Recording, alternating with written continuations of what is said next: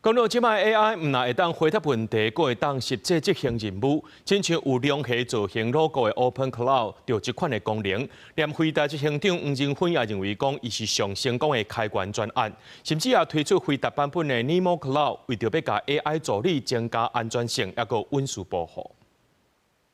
剛開始的話，我只用了我的會議記錄啊，或者說我的個人工作行程，繼續下去，你知道就越玩越大。全球 AI 科技界開始在小市場下，就連台灣嘛同款。由奧地利軟體工程師開發的 OpenCloud， 甲一般開工機器人無共，唔難回答問題，是真正會當執行任務、操作系統的 AI 代理人。它可以直接去監督我產品很多的資訊，然後如果它這邊有漏洞，或者說它提出哪裡需要改進，很多龍蝦會提供我有很多面向的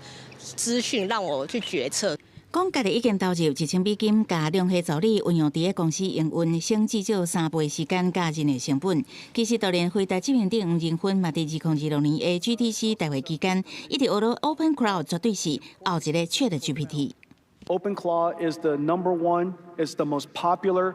open source project in the history of humanity, and it did so in just a few weeks. 不過除了功能，要安怎確保權限安全甲穩定這個問題，輝達快速採取行動，殺出 Nemo Cloud， 講敢若需要一撮指令，就會當甲 OpenCloud 轉做會當控制的安全環境，要甲用佇個企業內底。佇台灣金管會嘛一直注意這波 AI 應用對金融機構經營安全的影響。萬一我下指令給這個龍蝦，我說台積電買1張，結果他可以買10張，怎麼辦？你要不要提列一個安全手冊？我想金融業是一個高度信賴的行業，他必須做，他自己應該自己有這樣的一個內控。我就問你嘛，你要不要推出一個安全手冊，養龍蝦的安全手冊？如果它已經影響到這個我們的經營的安全，這當然就會列入到我們的。